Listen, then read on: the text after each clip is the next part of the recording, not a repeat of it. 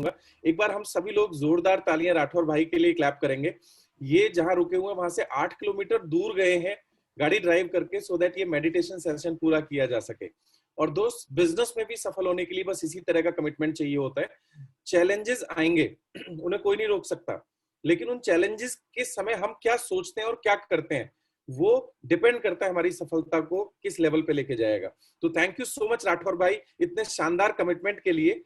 और साथ ही साथ जैसा आपका कमिटमेंट है वैसा ही कमिटमेंट हमारी ये सभी ऑडियंस का है, जो सुबह मॉर्निंग में लोग तैयार रहते हैं सीखने और जीतने के लिए। तो मैं चाहूंगा एक बार जोरदार तालियां आप अपने लिए भी क्लैप करेंगे और अपनी पीठ थपथपाएंगे, बिकॉज हम सभी लोगों ने निर्णय लिया है कि हम अपनी लाइफ में कुछ बड़ा करने वाले हैं। और दोस्त, यही रीजन है कि जितने भी स्पीकर्स आते हैं, मैक्सिमम जितने भी लोगों से मीटिंग के बाद बात होती है, तो उन सभी का कहना है कि पता नहीं ये मीटिंग के अंदर क्या पॉजिटिव ऑरा है, ये बहुत अच्छी अच्छी फीलिंग यहाँ बात करने से आती है। तो वो ऑरा आप 1000 लोगों ने क्रिएट किया है जो मॉर्निंग में इस मीटिंग का पार्टिसिपेशन करते हैं। और दोस्तों, जैसा कि हम सब जानते हैं, इस मीटिंग के अंदर हम सीखते हैं कुछ नया। और आज की जो हमारी मीटिंग है, जो आज की हमारी चीफ गेस्ट है, वो एक बहुत ही डायनेमिक लीडर है। और हम सभी लोग वेस्टीज बिजनेस को कहीं ना कहीं इसलिए बिल्ड कर रहे हैं। ये साबुन हमारे लिए साबुन नहीं है, ये राइस ब्रांड हमारे लिए सिर्फ एक तेल नहीं है, ये जो नोनी स्प्रुलिना है हमारे लिए सिर्फ नोनी स्प्रुलिना नहीं है, ये रास्ता है हमारे भविष्य का, ये रास्ता है हमारे फैमिली के लिए एक रॉयल्टी इनकम का। दोस्त, जब हम लोगों को इस बात के बारे में बताते हैं कि वेस्टीज में आप तो अमीर बनते ही बनते हैं, साथ ही साथ आप अपनी आने वाली जनरेशंस को भी अमीर बनाकर जाते हैं, तो शायद लोगों को यकीन नहीं होता। और ऐसे ही आज उदाहरण से हम मिलने वाले हैं। जी हाँ दोस्तों, आज हमारे बीच में जो हमारी चीफ गेस्ट है वो है मैम अंशु रावत जी, जो इस बात को रिप्रेजेंट करती हैं, जिनकी फैमिली में ये बात साबित हो चुकी है कि वेस्टीज नेक्स्ट जनरेशन में भी पैसा देती है। ना सिर्फ पैसा देती है, बल्कि एक ऐसे परिवार देती है, एक ऐसा परिवार देती है जो आपके साथ कनेक्टेड है, आपके सुख दुख में आपके साथ है। तो मैं बहुत ज्यादा आप लोगों के बीच में नहीं आऊंगा। राठौर भाई, आप अंशु मैम को होस्ट बना दीजिए, और आज एकता मैम हमारी होस्ट रहेंगी। तो दोनों में से जो भी अवेलेबल है, आप सभी लोगों की जोरदार तालियों के बीच में इनवाइट करना चाहता हूं अंशु मैम को। हम सभी लोग जोरदार तालियों से उनका स्वागत करेंगे और आज उनकी लाइफ से सीखते हैं कि कैसे वेस्टीज में आगे बढ़ा जा सकता है और कैसे बड़ी सफलता हासिल की जा सकती है। Over to Anshu ma'am. Thank you so much, sir. Very good morning to all of you. And आपका बहुत शुक्रिया कि आज मुझे सबके बीच में रूबरू होने का मौका मिला, जहां मैं मेरे और मेरे हस्बैंड दोनों की स्टोरी को, सक्सेस जर्नी को शेयर कर सकती हूँ। तो thank you so much once again. And Vestige ने बहुत कुछ दिया, और अगर मैं कहूँ कि वेस्टीज ने बहुत कुछ दिया, ये संभव हो पाया क्योंकि आज से तकरीबन 6 साल पहले मेरे हस्बैंड ने एक राइट डिसीजन लिया वेस्टीज करने का। और ये जर्नी आज जितनी अगर मैं कहूँ आज मेरे चेहरे पे ये मुस्कुराहट है, किसी समय में ये गायब रहती थी। जिंदगी क्या है भूल गई थी, केवल काटनी है यही ध्यान रह गया था। किसी तरह बीत जाए जिंदगी, ये थोड़ा सा माइंडसेट होने लगा था। तो शुरुआत करती हूँ अपनी इस मेरे और मेरे हस्बैंड की सक्सेस जर्नी का। इलाहाबाद से हूँ, नाम अंशु रावत है, आप देख ही रहे हैं। बचपन बहुत अच्छा था, बचपन क्या पूरी एजुकेशन तक बहुत अच्छा रहा। मेरे पेरेंट्स ने मुझे सब कुछ दिया, अच्छी पढ़ाई, अच्छी सब कुछ, एवरीथिंग जो एक बच्चा सोच सकता है। I got everything the best. 97 में मेरे हस्बैंड से मुलाकात हुई थी, और 99 में वी गॉट मैरिड। 99 में, अप्रैल 99 में हमारी शादी हुई। और वहां से अगर कहूँ तो जैसे किसी भी लड़की के सपने होते हैं, उस समय मैं 22 साल की थी, हमारी लव मैरिज थी, और सपने होते हैं वैसे मेरे भी थे। जिंदगी खूबसूरत चल रही थी, मैं भी वर्किंग थी, मेरे हस्बैंड भी वर्किंग थे, फार्मा में थे हम लोग, और एक ड्रीम लाइफ टाइप की लाइफ ही हम लोग जी रहे थे। लेकिन लगभग 1.5 साल बीता होगा, हाँ, नवंबर 2000 की बात है, 23 नवंबर 2000, भूल नहीं सकती कभी भी 23 नवंबर 2000 को, क्योंकि वहां से पूरी की पूरी जिंदगी मेरी बदल गई। जो जिंदगी एक खुशहाल जिंदगी थी बचपन से लेके 23 नवंबर 2000 तक, अगर मैं कहूँ तो सब कुछ अच्छा ही मिला था, कभी ऐसा कोई लाइफ में बहुत स्ट्रेस नहीं आया। लेकिन 23 नवंबर 2000 को एक सबसे बड़ा स्ट्रेस आया जब मेरे हस्बैंड को हार्ट अटैक पड़ा। 27 साल की उम्र थी और पहला heart attack, massive heart attack था। हम लोग सोच भी नहीं सकते थे, उनको हार्ट अटैक पड़ा और इस कारण ट्रीटमेंट उनका बहुत लेट हुआ। तब हम लोग दिल्ली में ही रहते थे, आज मैं इलाहाबाद में हूँ, उस समय में दिल्ली में थी, मेरे हस्बैंड दिल्ली से ही थे। और मतलब 9 बजे जो शायद प्रॉब्लम शुरू हुई थी, उसका ट्रीटमेंट जाके 1:30 पौने 2 पे मिला था। लेकर मैं ही गई थी हॉस्पिटल उनको, और तब हमारे पास कार नहीं थी, बाइक थी, स्कूटी थी। लेकिन एक बीमार व्यक्ति को आप ना बाइक से लेके जा सकते हैं ना स्कूटी से। 1:30 पौने 2 किलोमीटर पैदल चल के रात के 1 बजे के आसपास मैं गई, ऑटो बुला के लेके आई और अपने हस्बैंड को ऑटो में लेकर गई। रात के 1 बजे अकेले, सन 2000 की बात है, दिल्ली में।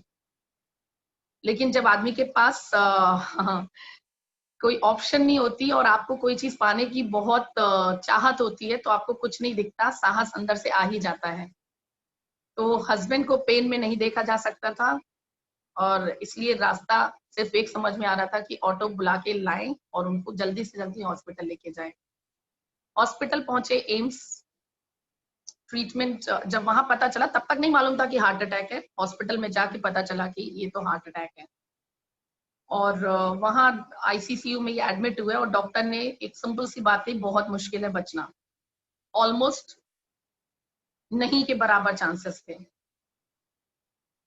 लेकिन एक ही चीज बार बार दिमाग में घूम रही थी, मेरे को तो बहुत बहुत झटका लगा था, क्योंकि सोच ही नहीं रही थी। ये था कि हाँ पेन है, लेकिन ये हार्ट अटैक होगा, ये मतलब दूर दूर तक कहीं ख्याल में नहीं था, क्योंकि उम्र बहुत कम थी और फैमिली हिस्ट्री कुछ नहीं थी इस तरीके की। और उस जमाने में तो इतनी कम उम्र में हार्ट अटैक पड़ा भी नहीं करते थे। और कौन सोचेगा 1.5 साल की शादी और हस्बैंड को हार्ट अटैक पड़ जाए, लेकिन हुआ। 3.5 दिन तक एम्स के आईसीसीयू में एडमिट रहे और जिंदगी और लाइफ और डेथ दोनों के बीच में संघर्ष चलता रहा। But my husband was also a very fighter. वो एक फाइटर थे और हारना मानना उनकी भी फितरत में नहीं था, और कुछ कुछ ऐसा ही मेरे साथ भी है। जिंदगी की उस जंग से, जिंदगी और मौत की जंग में वो विजयी रहे। और ऊपर वाले को जब कुछ बड़ा करना रहता है और आप सकारात्मक रहते हैं, तो चीजें आपके फेवर में होने लगती हैं। ऐसा ही हुआ और वो वापस लाइफ उनकी मतलब आ गई। 3.5 दिन उसके बाद हॉस्पिटलाइज रहे। अच्छा, एक चीज ये थी कि कोई ब्लॉकेज नहीं था, जैसे हम सोचें कि ब्लॉकेज होगा और इसलिए हार्ट अटैक पड़ा होगा, तो कोई कारण नहीं था। लेकिन अब उनको पड़ा था तो पड़ा था, जो ईश्वर ने दिया क्या करें। वहां से डिस्चार्ज तो मिला, करीबन 15 दिन बाद हॉस्पिटल से डिस्चार्ज तो मिला, लेकिन डिस्चार्ज के साथ घर में एक चीज और आ गई, डर। क्योंकि डिस्चार्ज करते वक्त डॉक्टर ने जो एक चीज कही थी मेरे से, जब मैंने उनसे पूछा कि अब लाइफ कैसी रहेगी, तो उन्होंने एक चीज कही कि जिंदगी अब कितनी रहेगी गारंटी नहीं है। हो सकता है घर तक जाते जाते भी ना रहे, हो सकता है बच जाए, क्योंकि ये हार्ट अब उनका खराब हो चुका है। हार्ट खराब हो चुका है क्योंकि 22% हार्ट केवल फंक्शन कर रहा था।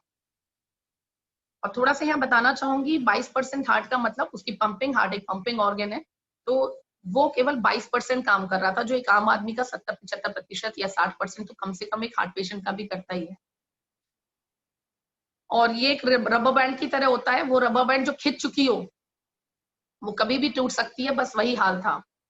उनका हार्ट 1.5 गुना बढ़ चुका था और इसलिए डॉक्टर ने कहा कभी भी कुछ भी हो सकता है। और वहां से जिंदगी बदल गई, बिल्कुल बदल गई, क्योंकि हर पल एक डर के साथ में बीतने लगी कि पता नहीं अगले पल क्या होगा। वैसे तो हमें वाकई नहीं मालूम होता कि अगले पल क्या होगा, लेकिन एक प्रोबेबिलिटी वर्ड होता है कि जो ऑलरेडी हार्ट पेशेंट हो या कुछ घटित हो चुका हो, तो पता नहीं क्या होगा। तो वो ऐसी ही जिंदगी गुजर रही थी। और बताऊं तो कोई रात ऐसी नहीं बीती होगी जब मैंने देखा ना हो कि उनकी सांसें चल रही हैं कि नहीं चल रही हैं। सुबह उठने के साथ मैंने उनको ध्यान से देखा ना हो कि सांसें चल रही हैं कि नहीं चल रही। कोई दिन ऐसा नहीं बीता होगा, आई डोंट थिंक। मैंने अपना मोबाइल कभी स्विच ऑफ नहीं किया, कभी बाहर भी निकली कि पता नहीं कब क्या कैसी सूचना हो। तो एक डर के साथ में जिंदगी बीत रही थी, और बीत रही थी तब तक जब तक 2003 22 जुलाई 2003 में मेरी बेटी पैदा हुई, और जिंदगी फिर से अच्छी हो गई।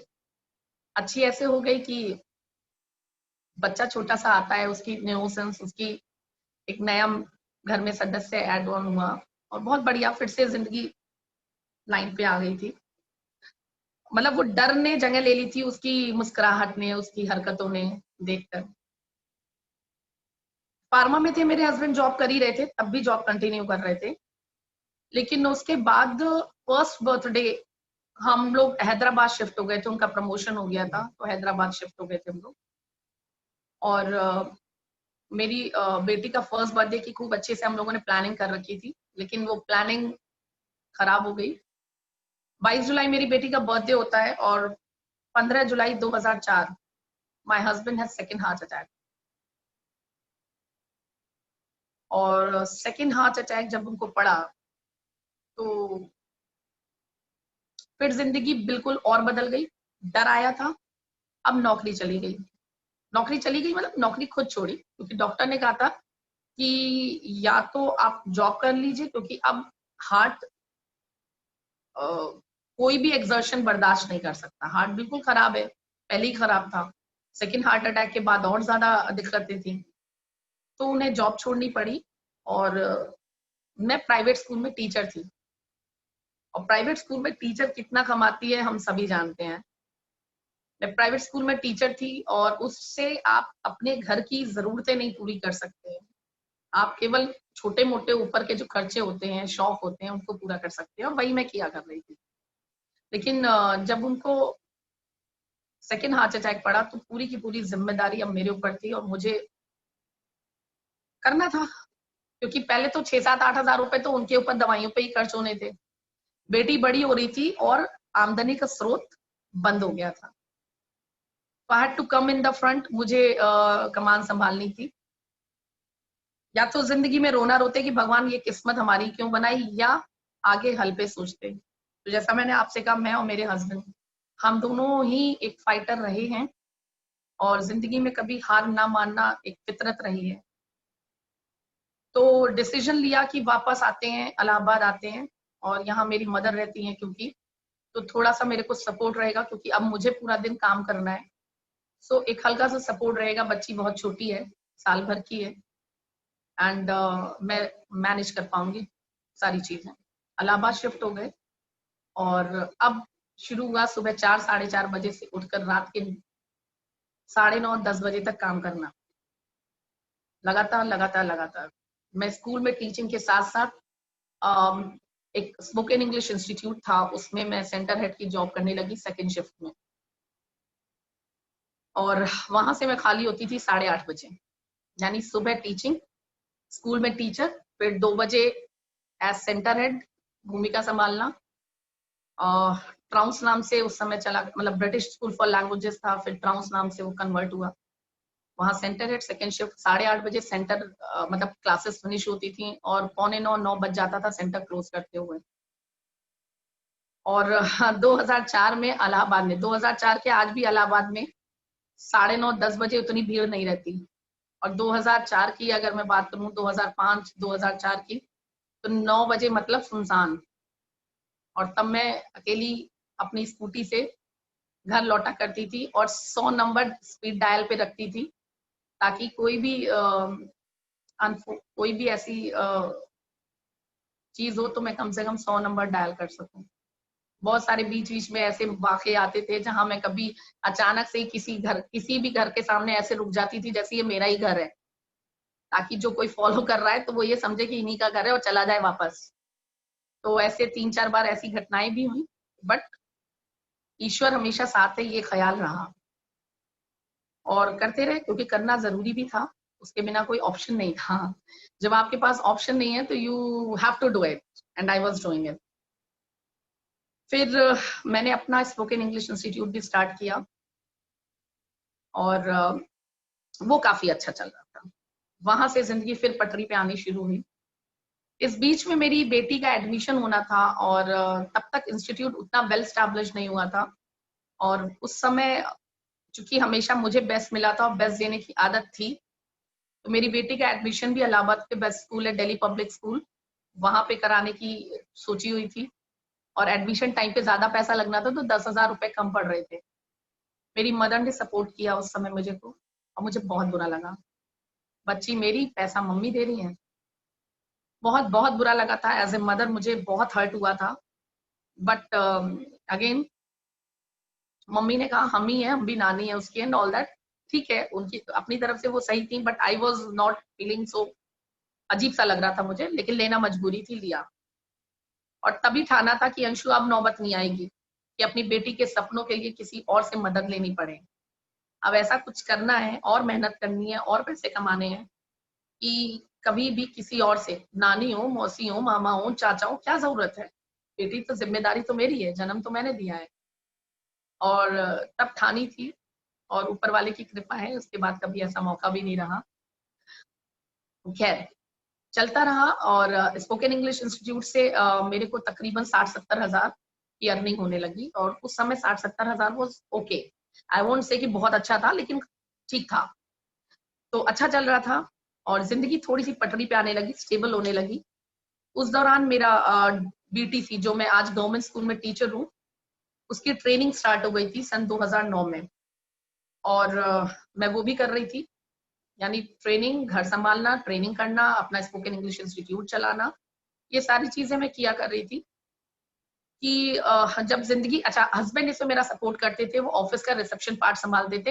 एक चीज बहुत क्लैरिटी थी कि जिंदगी में पैसा लगा के कोई काम नहीं करना है। पैसे थे भी नहीं पहली बात तो, क्योंकि एक चीज छूट गई मेरे से, मेरे हस्बैंड ने बीच में 1-2 साल जब वो घर में रहे, 1 आध साल, तो उन्हें ये लगा नहीं, घर में बैठना पॉसिबल नहीं है, I have to do something. और उन्होंने अपनी एक फार्मा कंपनी स्टार्ट करी थी, और उसमें काफी भागा दौड़ी रही, पैसे लगे, बहुत पैसे लगे, लोगों से पैसे लिए भी, खुद के पैसे भी लगा डाले। और एंड रिजल्ट क्या रहा कि उस दौरान वो 2-3 बार उनको हॉस्पिटलाइज होना पड़ा। तो 7-8 महीने, 6-7-8 महीने के दौर में ही बिजनेस लगभग शुरू भी नहीं हुआ था, केवल प्रोसेस में था, उसी में उसे बंद करना पड़ा। बहुत सारा नुकसान हुआ। तो ये समझ में आ गया था, पैसा लगा के कोई काम नहीं करना है, काम वही करेंगे जिसमें पैसा नहीं लगेगा। तो अपना स्पोकन इंग्लिश इंस्टीट्यूट भी इसलिए खड़ा किया था, स्किल मेरी थी, पैसा कुछ लगना नहीं था। जिस घर में रह रहे थे उसी में एक कमरे में स्पोकन इंग्लिश इंस्टीट्यूट शुरू कर देना था, एसी वेसी लगा के, थोड़ा सा इंफ्रास्ट्रक्चर लगा के, दैट्स इट। ऑफिस हस्बैंड संभाल ले रहे थे, तो किसी को पैसे देने नहीं थे। तो उस तक इसलिए वो काम शुरू किया था। चीजें ठीक थी, लेकिन जब मेरी जॉब स्टार्ट हुई, ट्रेनिंग स्टार्ट हुई 2010 में, लगभग स्टार्टिंग में मेरे हस्बैंड को पैरालिसिस हुआ। और ये पता कैसे चला, मैं एक दिन घर से निकली, अपनी ट्रेनिंग ही गई थी, 15-20 मिनट का रास्ता है, इंस्टीट्यूट गई और मेरे पास फोन आया मेरी बेटी का। सैटरडे का दिन था, इसलिए बेटी घर पे थी, स्कूल में नहीं गई थी। 2009 की बात है, 9 के बीच की बात है, नवंबर दिसंबर की। वो स्कूल नहीं गई थी, फर्स्ट स्टैंडर्ड में थी, और उसका फोन आया मेरे पास, और वो बहुत बहुत रो रही थी, बहुत ज्यादा रो रही थी। इतना रो रही थी कि वो क्या बोल रही है कुछ समझ नहीं आ रहा था। तो मैंने फोन काट दिया, फिर दोबारा मिलाया और उससे पूछा कि बेटा क्या बात है, कुछ नहीं समझ में आ रहा है, पापा ने मारा क्या? मुझे लगा पापा ने मार दिया, घर में है, कुछ हुआ होगा। लेकिन वो रोए जा रही थी। फिर मैंने कहा बेटा शांत हो, बताओ हुआ क्या है, क्या हुआ है? और उसने जो कहा, वो कोई मम्मी नहीं सुनना पसंद करेगी, कोई वाइफ, कोई लेडी नहीं सुनना पसंद करेगी। उसने कहा कि मम्मा घर आ जाओ, पापा हिल नहीं रहे हैं, पापा बीमार हो गए हैं, पापा जमीन पे गिर गए हैं, पापा हिल नहीं रहे हैं, आप जल्दी से घर आ जाओ। उसको ऐसा लग रहा था मम्मा आ जाएगी सब सही कर देगी, उसको ऐसा लग रहा था मम्मा आ जाएगी सब सही कर देगी। और मम्मा सोच रही थी कहीं जिंदगी पूरी फिसल तो नहीं गई हाथ से, क्योंकि 2 हार्ट अटैक ऑलरेडी पड़ चुके थे। और उसने कहा पापा हिल नहीं रहे हैं। तो मुझे सिंपल सी एक चीज आई कि क्या ये थर्ड हार्ट अटैक पड़ गया, क्या क्या हो गया। तो फोन रखा, मैंने कहा बेटा रुको, नाना को मैं फोन करती हूँ। सैटरडे पापा आए हुए थे, वैसे पापा मेरे लखनऊ में पोस्टेड थे। तो मैंने पापा को अपने फोन किया, और चूंकि मम्मी का घर पास ही में था, तो पापा पहुंचे वहां पे। मैं उधर भगवान का नाम लेते हुए स्कूटी से अपना केवल भगवान का नाम ले रही थी कि भगवान सब कुछ सही रखना, सब कुछ सही रखना, सब कुछ सही रखना, एक ही ख्याल आ रहा था। और पापा मेरे हस्बैंड को हॉस्पिटल लेके गए, और वहां जाकर पता चला कि ये हार्ट अटैक नहीं, पैरालिसिस है। फिर जब पैरालिसिस लगा कि ठीक है नॉर्मल पैरालिसिस होगा, लाइफ में इतने चीजें होती जा रही थी, इतनी बार हॉस्पिटल के चक्कर काट लिए थे, 6-7 बार तो मैं काट चुकी थी हॉस्पिटल के चक्कर। तो अगले दिन एक और झटका लगा, जब मैं न्यूज़पेपर लेकर गई, तो जब इनको न्यूज़पेपर दिया आईसीयू में, तो ये पढ़ नहीं पा रहे थे उसे, ये पढ़ नहीं पा रहे थे। और वहां मुझे लगा कि ये पढ़ क्यों नहीं पा रहे हैं। मैंने चश्मा दिया, फिर भी नहीं पढ़ पा रहे थे। बोल भी नहीं पा रहे थे, तो बोलने का तो थोड़ा सा ये लग रहा था कि चलो बीमार आदमी है, ज्यादा बोलता ही कहाँ है।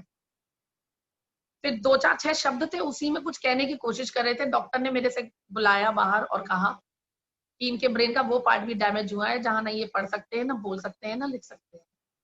यानी हाथ पैर के मूवमेंट के साथ साथ ब्रेन के उस पार्ट में भी डैमेज हुआ था, जहां से आप ऐसे समझ लीजिए कि जो पढ़ाई लिखाई थी, जो भी आपकी क्षमताएं थी, वो सब खत्म हो चुकी थी। अब आप सिर्फ देख सकते थे, देख सकते थे। अगर कुछ पढ़ने वाली चीज है तो पढ़ नहीं सकते, वो सब चीजें खत्म हो चुकी थी। तो बहुत टफ दौर रहा। और अब मैं अगर कहूँ तो मेरे स्पोकन इंग्लिश इंस्टीट्यूट में मेरा जो ऑफिस संभालने वाले मेरे हस्बैंड थे, उनका सपोर्ट भी अब चला गया था, क्योंकि वो संभाल ही नहीं सकते थे। जो बात नहीं कर सकता, जो बोल नहीं सकता, जो पढ़ नहीं सकता, जो हिल डुल नहीं सकता, वो मेरी मदद कहाँ से करता। जिस दिन डिस्चार्ज हुआ, वो जिंदगी का सबसे टफ दिन आज तक का रहा, इसलिए आप लोगों को बताना चाहूंगी। डिस्चार्ज मिला तो मैंने थोड़ी राहत की सांस ली, क्योंकि जिस दौरान इनका ट्रीटमेंट चल रहा था, उस दौरान मेरे लिए लाइफ बहुत टफ थी। मैं अकेली थी, मेरी मदर थी और मेरी बेटी थी। बेटी को स्कूल जाना रहता था, मैंने आपको बताया फर्स्ट स्टैंडर्ड में थी, तो छोटी थी ना, अपने से तैयार होना, अपने से कुछ नहीं करना। मेरी मदर भी इतना करती। तो सुबह मैं 4 बजे हॉस्पिटल से भागती थी, घर आती थी, उसका टिफिन तैयार करना, उसको रेडी करना, उसको वापस भेजना, फिर इनका ब्रेकफास्ट लेके हॉस्पिटल जाना, वापस आना, स्पोकन इंग्लिश इंस्टीट्यूट क्लासेस लेना, क्योंकि क्लासेस लेना मेरी मजबूरी थी। मैं अपनी इमेज नहीं खराब कर सकती थी, पैसे जो कमाने थे। अगर मैं 10 दिन इंस्टीट्यूट बंद कर देती तो आता कौन अगली बार। और जिसने 3 महीने का कोर्स ज्वाइन किया, उसके लिए तो 10 दिन तो बहुत बड़ी समय थे, वो उसको गंवा नहीं सकता था। तो मेरे लिए क्लासेस लेना एक मेरी मजबूरी थी। ये मतलब आज की डेट में बिजनेस समझ में आता है कितना कुछ दे दिया है, उस समय भागा भागी मतलब बहुत टफ था। हॉस्पिटल जाना, फिर घर आना, फिर हॉस्पिटल जाना, मतलब 4-5 बार मैं हॉस्पिटल से घर, घर से हॉस्पिटल करती थी, क्लासेस लेती थी, फिर भागती थी। तो जिस दिन वो उनको डिस्चार्ज मिला, मुझे फिर से राहत की सांस ली कि चलो फिर से जिंदगी नॉर्मल हो जाएगी। मतलब जो एबनॉर्मल सी जिंदगी थी, वही नॉर्मल लगने लगी थी। फिर डिस्चार्ज मिला, लौट रहे थे, तो ये तो मम्मी डैडी की कार से थे, और मैं स्कूटी से थी, एक्टिवा से अपनी। तो मम्मी ने मतलब ड्राइवर कार चला रहा था, मैं एक्टिवा से थी, मैं लौट रही थी। इतने में मेरी स्कूटी स्किड कर गई, और मेरे राइट साइड में पूरा, हेलमेट पहनती थी तो चेहरे पे तो कुछ नहीं हुआ, बट मेरा पूरा राइट साइड इंजर्ड हो गया, और काफी ज्यादा चोट लगी थी। शायद मैं थोड़ा सा स्ट्रेस में रही होंगी, जो भी रीजन रहा होगा, तो काफी ज्यादा चोट लगी। घर पहुंची तो देखा मेरे हस्बैंड अभी गाड़ी से निकले भी नहीं थे, अंदर कोई उन्हें ले भी नहीं गया था। स्पोकन इंग्लिश इंस्टीट्यूट वाले सब बच्चे खड़े हुए थे। मेरे खून बह रहा था, मेरे नी से, मेरे एंकल से, मेरे हाथ से, शोल्डर से। तो बहुत अंदर से इरिटेशन हुई, क्योंकि हस्बैंड पैरालिटिक थे, तो अंदर ले ही जाना था। सहारे से उनको अंदर ले जाया गया, और रोना बहुत कस के आ रहा था, कंट्रोल किया हुआ था। अपने आप को कमरे में बंद किया, बच्चे अपनी क्लासेस में बैठ गए, और 10-15 मिनट तक मैं रोती रही। बहुत ज्यादा रोई और उस दिन मैंने भगवान से बहुत शिकायत की, बहुत शिकायत की कि मैंने ऐसा बिगाड़ा क्या है, ऐसा करा क्या है कि लाइफ में इतने सारा सारा का सारा, जब भी लगता है कि चलो थोड़ी सी स्मूथ हो गई है लाइफ, गड़बड़ हो जाती है। हाँ। तो बहुत रोई, फिर उसके बाद अपने आप को रिकवर किया कि वाई मी, पूछ पूछ के मैं ही क्यों, मेरे साथ ही क्यों। तो लेकिन फिर भगवान पे जैसे हमेशा से विश्वास रहा, फिर लगा भगवान ने जो भी किया है, कि क्या कम है कि आज हैं आंखों के सामने। फिर लगा नहीं अंशु उठो, अब भगवान से कोई शिकायत नहीं करनी है, करना है लाइफ में, करना है, जीना है। और अपने आंसू पोंछ के, अपने आप को रिकवर करके वापस आई, क्लासेस ली, और उस दिन ठान लिया अब कोई शिकायत नहीं करूंगी। और शायद उस दिन जो ठाना कि अब कोई शिकायत नहीं करूंगी, भगवान ने रास्ते भी और खोलना शुरू कर दिए। और भगवान जो भी करता है, हमें लगता है कि बुरा हो रहा है, लेकिन वो बुरे के पीछे भी कुछ अच्छे का रीजन छुपा होता है। और ऐसा ही हुआ, 2-2.5 साल जिंदगी बहुत संघर्ष से फिर गुजरी। डॉक्टर ने कह दिया था ये ऐसे ही रहेंगे, हार्ट और ब्रेन का डैमेज रिकवर नहीं होता।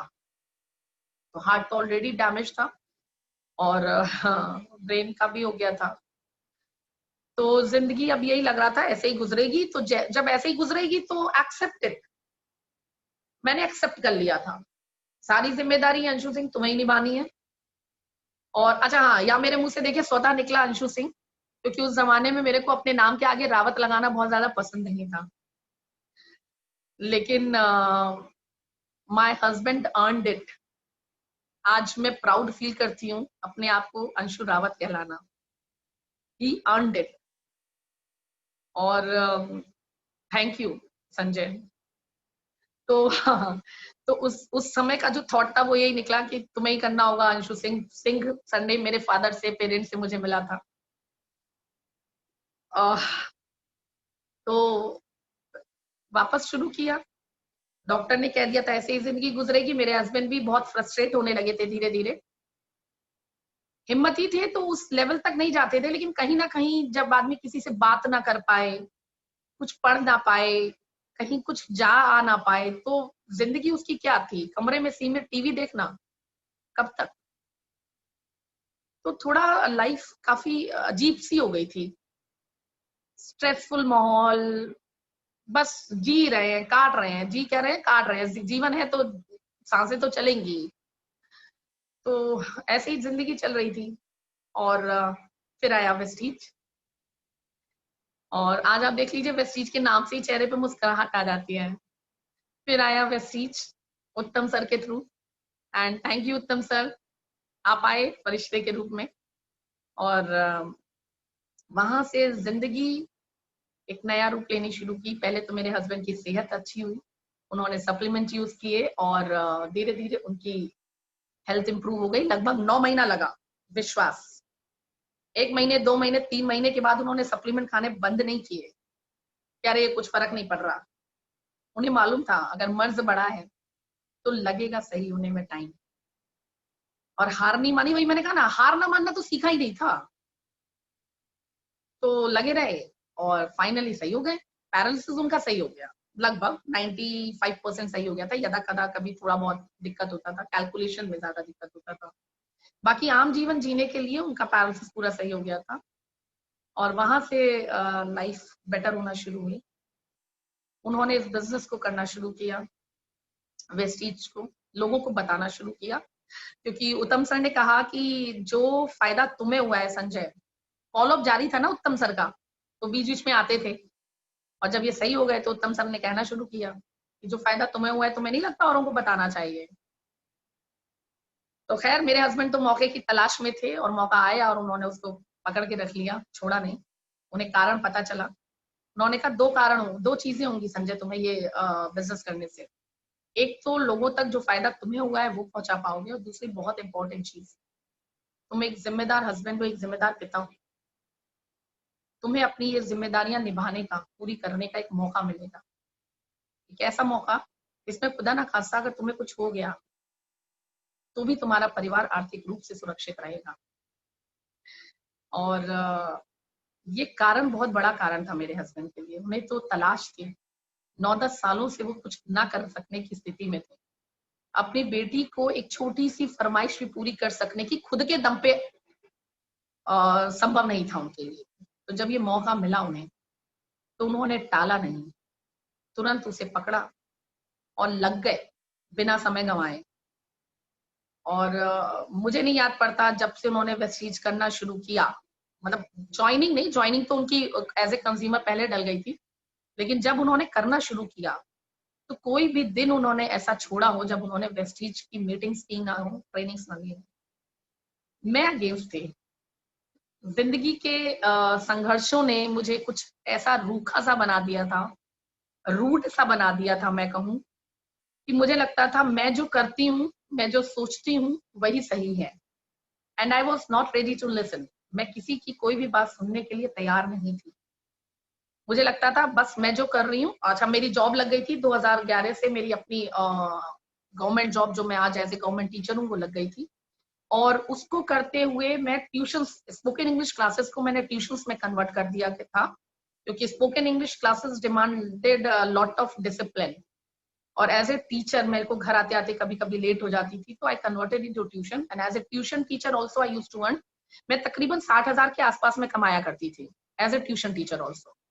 तो लगभग 1 लाख रुपए जब वेस्टीज हमारे घर में आया तो मैं पर्सनली लगभग 1 लाख रुपए कमाया करती थी। और इलाहाबाद जैसे शहर में मुझे ऐसा लगता था 1 लाख रुपए भी ठीक ही था, बहुत ज्यादा तो नहीं था, क्योंकि तब भी बहुत ज्यादा ऐशो आराम वाली जिंदगी नहीं जीती थी, लेकिन ओके ओके काइंड ऑफ था। तो मैं वेस्टीज सुनने को नहीं तैयार थी, लेकिन जो चीज सही होती है वो सिद्ध हो जाती है। समय दीजिए और वो सिद्ध हो जाती है। तो वेस्टीज बिजनेस की खूबसूरती मुझे को भी समझ में आई 2016 में, जून 2016 में, जब अगेन द मैजिकल मैन, हम सबके mentor honourable Vivek Kumar Saxena sir से मेरी मुलाकात हुई मेरे घर पे। जब वो आए तो मैं बिल्कुल नहीं चाहती थी वो मेरे घर में आए, बिल्कुल भी नहीं चाहती थी। वो संडे का दिन था और मेरे को बिल्कुल घर में रहने का इंटरेस्ट नहीं था, लेकिन मेरे हस्बैंड के कहने पे थोड़ा सा इमोशनल उन्होंने मेरे को वो करा और मैं रुक गई घर में। बट जब मैं उनसे मिली तो वो दिन मेरे लिए आज भी एक मेमोरेबल डे बन गया। वो तारीख मैं भूल नहीं पाती, 13 जून 2016, क्योंकि उन्होंने एक बहुत बड़ी जीवन को एक बदल डाला। मेरी सोच बदली और मेरा जीवन बदला। उन्होंने मेरे को 2 चीजें क्लियर करी कि वेस्टीज करना क्यों है। उन्होंने मुझसे 2 प्रश्न किए थे कि मैम आप रावत साहब की मदद नहीं करती। मैंने कहा नहीं सर, मुझे नहीं लगता मैं इस बिजनेस के लिए बनी हूँ। तो मैं फ्रेंड्स यहाँ आप लोगों को एक चीज बताना चाहूंगी, मैं ना वेस्टीज को बहुत छोटा समझती थी। मुझे लगता था कि क्या किसी से कहना प्रोडक्ट और नॉट अ सेल्स गर्ल, और मेरी अपनी रेपुटेशन है, मेरा अपना ये है वो है, फलाना ढिमकाना, अपने आप को तुर्रम खां समझना।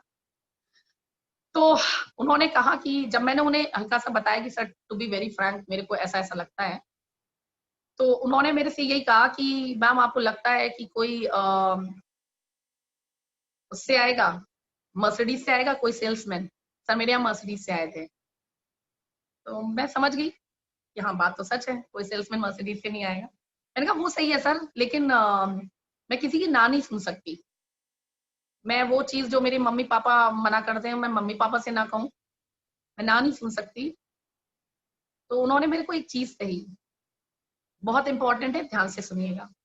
पहले भी मैंने कही है, अगर आपने पहले भी सुना है तो दोबारा फिर ध्यान से सुनिएगा, क्योंकि सुनना और उसको महसूस करने में बहुत फर्क है। मैंने बहुत ध्यान से सुनी। एक अच्छी आदत है, या तो सुनूंगी नहीं और सुनती हूँ तो बड़े ध्यान से सुनती हूँ। तो उन्होंने मुझसे कहा कि मैम आपको नहीं लगता कुछ ना सुनकर अगर आपको अपनी बेटी को पैसों के अभाव के कारण ना ना कहना पड़े, ऐसी ना सुन लेनी चाहिए?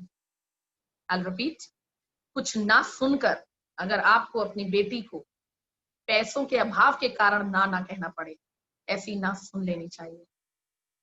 वो बोल रहे थे और मेरे यहाँ लग रही थी। कि अंशु तुम कितनी बड़ी गलती कर रही हो, भाई बेटी के सपने बड़े हैं, तुम्हारे सपने बड़े हैं, कि तुम ना से घबरा रही हो। ना कहा नहीं है, और सर ने भी कहा कि ना कहा नहीं, और सच बात है, हमारा बच्चा भी ना कहता है, हमारे हस्बैंड भी ना कहते हैं, हमारे पेरेंट्स भी कभी कभी ना कहते हैं, हमारे बहुत प्रिय मित्र हमको कभी कभी ना कहते हैं। तो ना तो जिंदगी का एक हिस्सा है, ना तो उनको बहुत कुछ सिखाता है। और बस वो दिन था and I was into the business. मुझे समझ में आ गया ये अगर प्लेटफॉर्म वो प्लेटफॉर्म है जहां मेरी बेटी के सपने पूरे होते हैं, तो आई विल गो अहेड, पीछे मुड़ के नहीं देखूंगी, I will start and I started. और तब से आज तक का सफर बताऊंगी, तब से जीवन में मुस्कुराहट बढ़ती गई। हाँ, एक कुछ समय ऐसा रहा जब मेरे हस्बैंड इस दुनिया में नहीं रहे, तो व्यक्ति जाता है तो उसकी कमी नहीं पूरी होती है, लेकिन उसके जाने के साथ और कमियां जो हो सकती हैं, वो सारी कमी को मेरे हस्बैंड पूरा करके गए। जब मैंने शुरू किया बिजनेस, तो मैं बताऊंगी कि हमारा लेवल तब तक गोल्ड था। स्टार्ट किया, स्कूल से लौट के आने के बाद इस बिजनेस को बिल्टअप किया करती थी। शुरू में कुछ दिन ट्यूशन पढ़ाने के साथ साथ किया, फिर ट्यूशन छोड़ दिया। वो 60-70 हजार अट्रैक्ट कर रहे थे, तो ये लग रहा था सब कुछ साथ हो जाएगा, फिर लगा नहीं, 60-70 हजार को बचाने के चक्कर में मैं बहुत बड़ा लॉस कर दूंगी, एंड आई लेफ्ट ट्यूशन। और सिर्फ नौकरी और ये चीज करना शुरू किया, बिजनेस प्रेस्टीज करना शुरू किया। गोल्ड से डायमंड हो गए, अक्टूबर मंथ में हम लोग डायमंड हो गए। जुलाई से मैंने मतलब जून मिड से करना शुरू किया था, अक्टूबर मंथ में डायमंड हो गए। फिर हम लोगों ने 2 गाड़ी ली 2017, अप्रैल 2017 में पहली गाड़ी ली हमने, रेनो की स्काला, और 12 लाख की। और जून 2017 में दूसरी गाड़ी भी ले ली, power of this platform, Kwid ले ली। तब लगा मम्मी पापा वाली गाड़ी से क्यों चलूं, अब अपनी गाड़ी नहीं ले सकती हूँ, तो दूसरी गाड़ी भी ले ली, क्विड ली। दिसंबर 2017 में एक सेमिनार के दौरान मेरे हस्बैंड को फाइनली, जिसका पिछले कई सालों से डर था, वो हो गया, उनका हार्ट फेल हो गया और चले गए वो इस दुनिया से। वो जरूर चले गए, लेकिन 10 दिसंबर का दिन था, और आप सभी जानते हैं पे आउट आने का दिन है। उस दिन जो पे आउट आया था वो था 89,000, उस समय तक का हाईएस्ट पे आउट था वो, 89,000। और उसके बाद चूंकि मेरी एक बेटी है, उसी ने अपने पापा का फ्यूनरल सेरेमनी किया था, अंतिम संस्कार उसी ने किया था।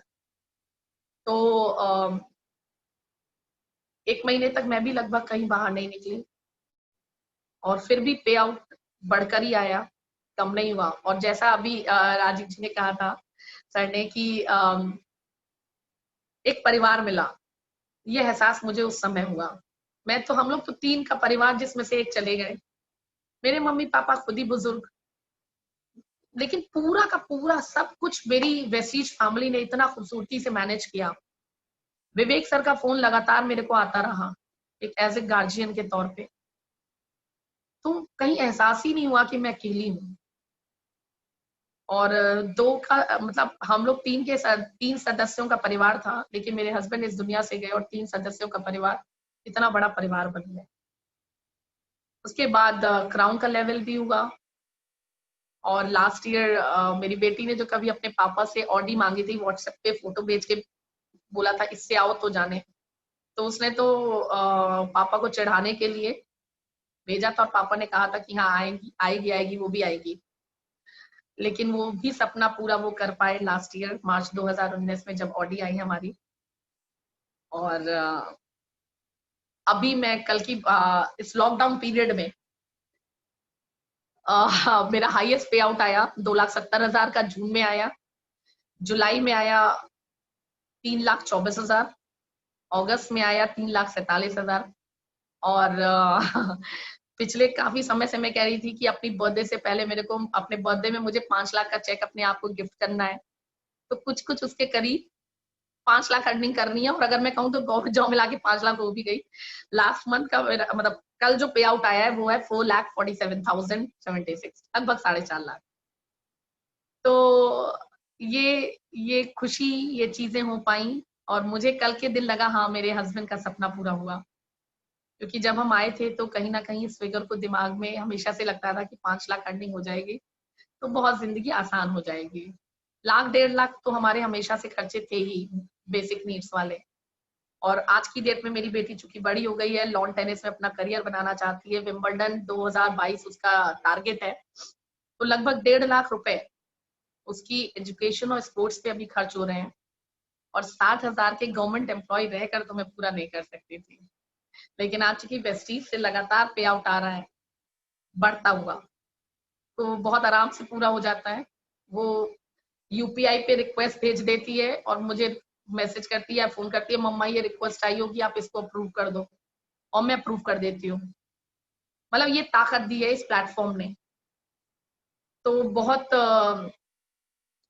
जिंदगी आसान हो गई है। लेकिन आसान बनाने के लिए मैं फिर कहूंगी कुछ चीजें जो हमने की, 2-4 पॉइंट्स कहूंगी। लॉकडाउन पीरियड में क्यों मेरा पे आउट बढ़ा, क्योंकि लॉकडाउन पीरियड में भी वही वाला टेम्परामेंट, कभी हार नहीं मानना है, विपरीत परिस्थितियां और मजबूत बनाने के लिए आती हैं और रास्ते खोलने के लिए आती हैं, रुकने के लिए नहीं आती। जो रुका वो कभी सफल नहीं हो सकता। जब आप एक दिन भी रुकते हैं तो आप अपनी सफलता को कई कोस पीछे छोड़ देते हैं। अगर आपकी सफलता आने वाली है तो समझ लीजिए कि आपने उस सफलता के आगे दरवाजा बंद कर दिया, खुद से बंद कर दिया। हमें लगता है एक ही दिन गया तो क्या हुआ, ना ना ना, एक एक दिन, एक एक पल आप नहीं रुक सकते। मेरे हस्बैंड पैरालिटिक थे, हॉस्पिटलाइज थे, मैंने एक भी दिन अपनी स्पोकन इंग्लिश क्लासेस बंद नहीं की थी। क्यों? पैसा कहां से आएगा, बिल कौन अदा करेगा, अगर कमाऊंगी नहीं तो कहां से होगा। यहां पर हम क्यों छोड़ देते हैं। एक एक दिन मॉर्निंग सेशन होना है, कोई नहीं, आज नींद नहीं खुल रही है, छोड़ो। अरे कैसे नींद आ सकती है, आपके सपने इतने बड़े होने चाहिए। लोग सोचते हैं कोरोना है, कोरोना है, कोरोना है, कोरोना है। उससे पूछिए ना जिसके घर में रोजी रोटी नहीं चलेगी, उसे कोरोना का डर लगेगा क्या बाहर निकलते वक्त? नहीं। और आपका विश्वास, हाँ, बहुत केयरफुल होके करना है, केयरफुल रहना है, जो हमारे प्रिकॉशंस हैं वो लेने हैं। हर पल जिंदगी में खतरा है, बट बाहर निकलना तो बंद नहीं करेगा ना। मेरे हस्बैंड ने वेस्टीज किया, जिंदगी आसान हुई, उनकी ही नहीं मेरी भी, उनकी बेटी की भी। जाना, जब उनको वेस्टीज आया, उन्होंने डॉक्टर से पूछा कि अगर मैं घर पे रहूं 24 घंटे तो मेरी जिंदगी कितने सालों रहेगी। उन्होंने कहा इसका तो कुछ नहीं पता, अभी अगले पल नहीं मालूम आपकी जिंदगी। जब किसी भी की भी जिंदगी का पता नहीं है, तो आपकी तो ऑलरेडी हार्ट खराब है, आपकी जिंदगी का तो और नहीं पता। तो उन्होंने कहा जब जिंदगी का पता ही नहीं है तो क्यों ना वो काम करूं जिससे मेरे परिवार आर्थिक रूप से सुरक्षित रहेगा। और उन्होंने लगा दिया, कस के मेहनत की, कोई दिन रुके नहीं, परिणाम सामने है आपके। वही चीज हमारे साथ है। हम जब बाइक लेके, कार लेके बाहर निकलते हैं, या साइकिल लेके भी निकले, पैदल भी निकले, हमें मालूम है अगले पल क्या होने वाला है। इस डर से कि एक्सीडेंट हो सकता है, गाड़ी चलाना बंद तो नहीं कर देते। इस डर से कि फ्लाइट क्रैश हो सकती है, फ्लाइट पे बैठना तो बंद नहीं कर सकते, बंद नहीं करते। ट्रेन भी भिड़ंत होती है, ट्रेन में बैठना तो नहीं बंद करते। तो कोविड-19, कोविड-19, कोविड-19, कोविड-19 के भय से हम घर में बैठ जाएं और अपने बिजनेस को, जितनी अब तक की मेहनत है उसको पानी फेर दें और उसको और पीछे ढकेल दें, क्या मतलब है। मैं ये नहीं कह रही कि प्रिकॉशन मत लीजिए, प्लेन टेक ऑफ कर रहा है आपको बेल्ट पहननी पड़ेगी, कार चला रहे हैं सीट बेल्ट पहननी होगी, बाइक चला रहे हैं हेलमेट पहनना होगा, बिल्कुल केयर सब कुछ करने होंगे। तो ऑल दोस प्रिकॉशंस के साथ फ्रेंड्स मैं यही कहूंगी, रुकिए मत, जो लक्ष्य आपने लिया है उसको जरूर पूरा करिए।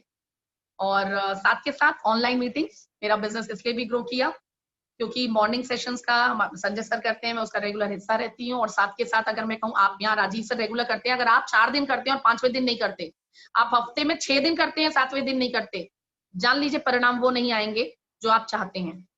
परिणाम तब आएंगे जब आप लगातार लगातार लगातार बने रहेंगे, तभी परिणाम आएंगे। 2 दिन 3 दिन करे और फिर उसके बाद फिर छूट गए, फिर 2-3 दिन किया फिर छोड़ दिया, the results will never be the same. You have to be consistent. और ऑनलाइन आपको और टेक्नोलॉजी वाइज साउंड होना पड़ेगा। आज हम और आप इसलिए रूबरू हो पाए हैं क्योंकि टेक्नोलॉजी वाइज हमने अपने आप को बेटर किया है। सो बदलते ट्रेंड के साथ आपको बदलना पड़ेगा। मैं जूम मीटिंग्स बहुत ज्यादा करती हूँ और प्रोडक्टिव मीटिंग्स करती हूँ, क्योंकि activity without productive makes no sense. तो बस यही है। आप लोग जो कुछ पूछना चाहें पूछ सकते हैं, कुछ बात करना चाहें पूछ सकते हैं। This is what my life has gone through.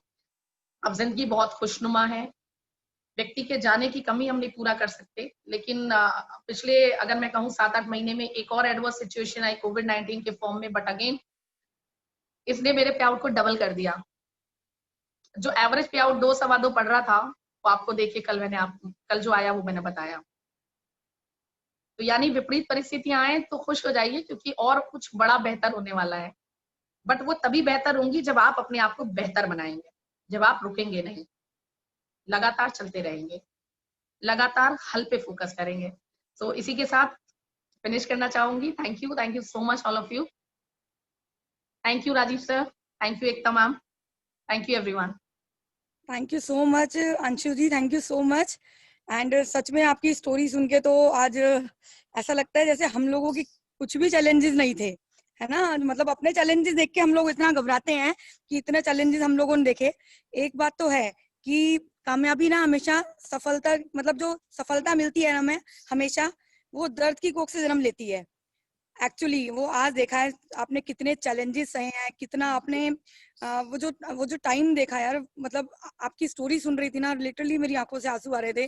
और कितना आपने दर्द मतलब सहा है, और वो सब चीजें मैं सीरियसली हैट्स ऑफ है आपको। और आज आपने वो प्रूव करके दिखाया है खुद को। मैंने भी फर्स्ट टाइम आपकी स्टोरी सुनी है and seriously thank you so much. आपने अपना कीमती समय दिया हम लोगों को। एंड कुछ लोगों के सवाल हैं और मैं सभी से रिक्वेस्ट करूंगी कि जिनके सवाल हों प्लीज वही रेज हैंड करें। मैं एक बार सबके लोअर हैंड कर रही हूँ, तो जिनके सवाल हैं प्लीज वही रेज हैंड कीजिए, तो सो डेट हम मैम का जो भी आपके क्वेश्चन है वो सभी के लिए फायदेमंद हो। तो हमारे बीच में लक्ष्मण शर्मा जी हैं। ये सर आपको अनम्यूट किया है, लक्ष्मण शर्मा जी। Hello hello. जी सर। हाँ madam, good morning. Good morning. Good morning. Thank you madam, आपने मुझे बोलने का मौका दिया। मैं इतना ज़्यादा इमोशनल हो गया कि मैडम की जो स्टोरी थी, उन्होंने कहा था कि 70,000 रुपये का जब तक अपन नहीं छोड़ेंगे जब तक उससे ज़्यादा इनकम नहीं पा पाएंगे। मैं भी एक ऐसे ही ट्रेडिशनल बिजनेस में अटका हुआ हूँ और मैं हिम्मत नहीं कर पा रहा हूँ मतलब उसको छोड़ के और इस बिजनेस में फुल टाइम आने के लिए। तो मैं आपसे थोड़ा सा वो चाहूँगा कि किस तरीके से मैं उसको मैनेज करूँ। मेरी एज भी बहुत ज़्यादा है और मैं करीबन 63 ईयर ओल्ड। तो आप मुझे सजेशन दीजिए मैडम। सर 63 के आप दिखते नहीं है, पहली बात तो इसलिए ये मत कहिए उम्र ज्यादा है, महसूस करिए कि उम्र अभी बहुत है। आप बहुत अपने आप को कम उम्र का महसूस करिए। मैं हमेशा कम उम्र का फील करती हूँ, मैं भी 44 की हूँ, but I never feel like कि मैं 44 की हूँ। तो मेन चीज ये है कि पहली चीज तो ये करना शुरू करिए। हाँ, ये हम मान सकते हैं कि हम ट्रायल एंड एरर उसमें नहीं है कि हम कोई चीज ट्राई कर सकें, उस उम्र में नहीं है, क्योंकि जिम्मेदारियां नहीं हैं। मैडम, मैं फुल टाइम ही आना चाह रहा हूँ और मतलब लास्ट बात मेरी पारी होगी, ये जो मैं मतलब जो कहते हैं ना हिट एंड आउट, वो वाली बात है। जी जी जी। तो बिल्कुल हमारा बिजनेस, आपको कितना टाइम हुआ सर? मेरे को ज्वाइन करे हुए तो करीबन 2 साल हो गए, लेकिन मैं कर नहीं रहा था। मैं ट्रेडिशनल बिजनेस में अटक गया था और अभी 1 महीने से मैं एक्टिव हुआ हूँ। ये मीटिंग देख करके मुझे लगा कि नहीं, मुझे ये करना चाहिए। बिल्कुल। तो जो मैंने लास्ट में बात कही सर, कंसिस्टेंट बने रहिए। मैं आपको सच बता रही हूँ, अब तो हमारा इतना बढ़िया प्लान है, आत्मनिर्भर सक्सेस प्लान। 3 से 4 महीने में आप अपनी वो अर्निंग ले सकते हैं जहां आपको बिल्कुल भी रिस्क फैक्टर नहीं लगेगा। तो बस ये है कि निरंतर। जी एक्चुअल में मैं पिछले 3-4 अनुभव थे मेरे जो वो बहुत बैठ गए। उस वजह से सारी फैमिली मेरे एंटी है। वो कहती है कि आप नेटवर्क का नाम भी नहीं लोगे।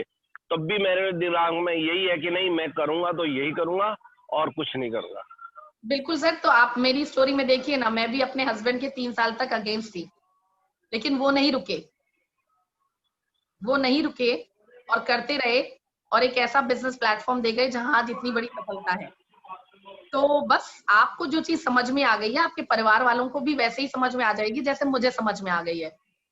बट आपको अपने निर्णय पर भरोसा रखिए, विश्वास रखिए और लगातार बने रहिए। प्रयास, जो भी ट्रेनिंग होते हैं, जो भी मीटिंग्स, हमारे जो 7 बेसिक स्टेप्स हैं, उसको अभी अगर आप बहुत ज्यादा समय नहीं दे पा रहे हैं, लेकिन आप जितना समय दे पा रहे हैं, अगर आप 3 घंटा 4 घंटा रोज देते हैं, क्योंकि कुछ तो एक्स्ट्रा करना पड़ेगा। आप सोचिए कि बिना एक्स्ट्रा किए मिल जाएगा, तो करना तो पड़ेगा एक्स्ट्रा, थोड़ा सा स्ट्रेच करना पड़ेगा, लेकिन रोज दीजिए, और रोज देंगे तो परिणाम तो बिल्कुल खूबसूरत होंगे, वही होंगे जो आप चाहते हैं, फुल टाइमर आप आ जाएंगे। Thank you. Thank you ma'am. Thank you ma'am. अब हमारे बीच में एक अंजलि सिंह जी हैं, एक बार मैं उनको अनम्यूट कर रही हूँ। अंजलि सिंह जी, मैम आपको अनम्यूट किया है, अंजलि सिंह जी।